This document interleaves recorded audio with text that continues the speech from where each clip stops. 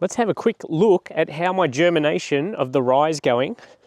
So if you did see the last vlog, I did mow this down. You can kind of see the area there. It's in a semicircle.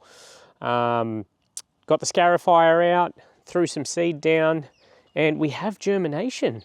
Quite a lot in the wetter areas. Wow, look at that. That's a nice little patch there.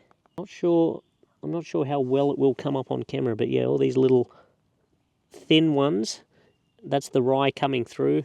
There's plenty of it there. You can still see bits of buffalo there, because this was just a rough overseed, just cut it back. Lots of weeds there still. It's obviously very damp here, you can tell by the types of weeds that we have. We've had a lot of rain over the last week. This patch here is quite wet. Ew. We'll have to do something about that at some point, I think. I don't know what, but yeah, it's been good germination weather at least. This is very exciting. It's happened a lot quicker than my backyard as well, at my other place. Look at those little rye babies. I did put this rye seed down. It's coming up to 6 days. Very happy with the germination so far. We're going to have something to mow over the cooler months here, which will be lovely. It should stripe up beautifully. I think I'll probably be mowing it with the Massport Rotor Roller, which is that rotary mower, but it has a rear roller on it. Anything with a roller is going to get you a very nice stripe, particularly with perennial ryegrass. It stripes up beautifully. It's even coming up, it probably won't show up on camera, but it's even coming up quite well through the thicker areas of buffalo there. It's a bits of this thing. You can see there's sort of patches of buffalo there, a lot of cooch in that area there, a lot of weed here. But if you watch that video, I did mention I'm not striving for perfection here, just wanted to throw something down quickly. Well, I think I just worked out why there's so much water down by the tanks. We've had a ton of rain here. Looks like we're overflowing potentially, which would make sense with the amount of rain that we've had here. So that's going overflowing out of there, down there. I'm not sure if that's an overflow pipe and where that goes to. Now, I haven't had these tanks explained to me yet. I assume this is some sort of overflow pipe, but I don't know where it then goes to. So we do have a couple of valves here going to a pump. Then that pump goes out into the veggie patch. I've been told that that pump doesn't work anymore, so we'll have to replace that at some point. But I think maybe you can fill up the IBC from here. Maybe if we open all this up, see if that'll start. Okay, I think I've worked it out, but I don't know if the pump works, so I'm going to give this a try anyway. So I think this is the feed from the tank. So if we open that up, going to the pump, then that feeds the pump. Then there's a hose off the pump that goes into the veggie patch, which I'll show you. Comes to here, goes to this hose, which I am now feeding just back out there. I'll show you in a second. And this is what turns the pump on. So in theory, if I turn this on, that should have the water coming out there. Maybe, maybe not, or is it that one? Yeah. So we need a new pump. Now, ordinarily I wouldn't be too concerned, but it's just the water is just pooling here, so I was hoping I could get the excess and run it off down there. Well, I don't even need the pump just to run the water out. We've got it going. Just opened up the valves. Again, would like some longer hose just so I don't make all down there absolutely sodden. All right, so here's where we're at. The hose, I was able just to take the fittings off and just push into the other one. This is the longest length of garden hose I have here at the moment. And we've just got that draining out. I don't want it filling up any particular area, so I'll move this around a bit.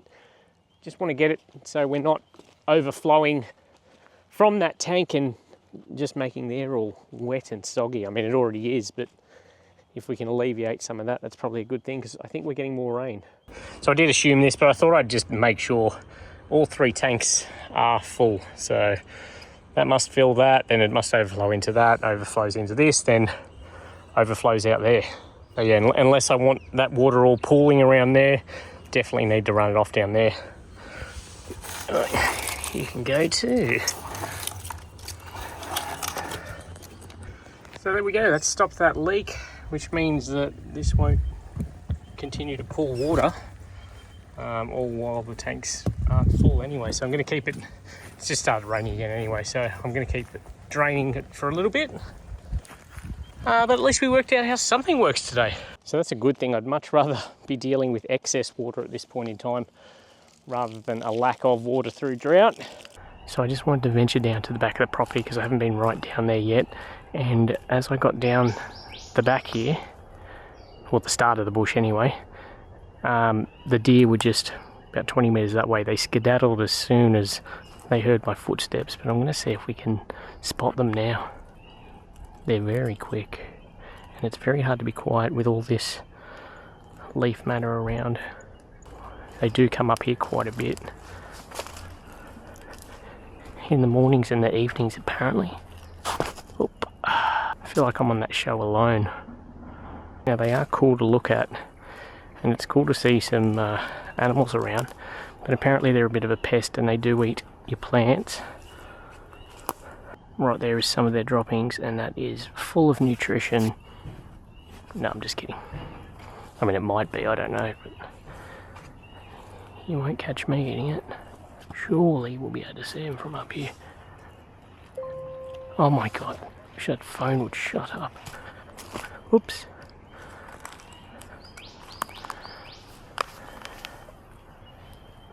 They are so quick. Oops.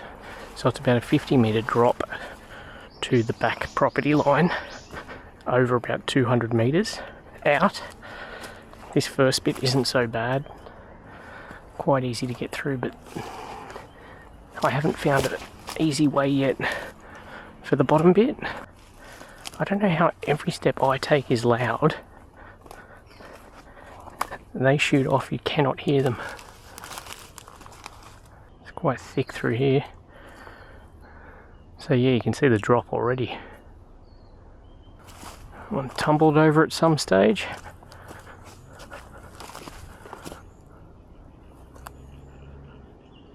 Yeah, so this is where it gets really tricky. There's no apparent slight drop off.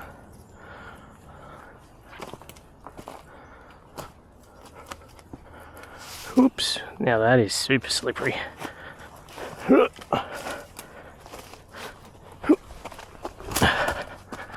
I want to go that way. I feel going along this way is going to be a bit better because there's quite a sharp drop, I know, in that direction. Oh, looks pretty at least. Like it's drawing me down there, but I think once you get there it's going to be a drop.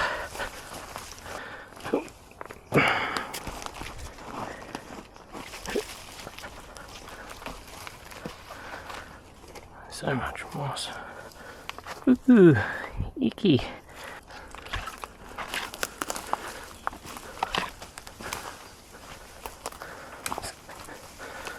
Kind of open here. So we've had a ton of rain over the last week. It's going to be interesting to see what the creek looks like, how much it's risen, because when it floods, I know that all this here is underwater. Oh, very soft. Oh, this bit here is weird. It's almost like it was a service road or something at some stage, and it goes to another fence down there, but it doesn't look like it's been used in quite a while, but it's still quite maintained. So you can see all the debris down here from when they've had the floods, the pressure of the water, even the way the grass is still going. I wonder if this was underground. I wonder if this was underwater last night, because we did have a lot of rain. We can hear water.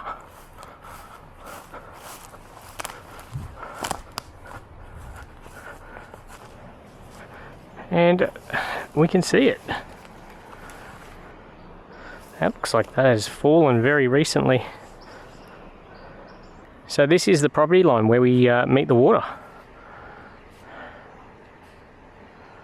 I don't know if you can see where all the I don't know if you can see where all that growth is got dirt all over it. That's where the flood probably would have gone to. Anyway, that was the easiest way to find down here so far. I feel like I need some marker pegs or something to show me the best way.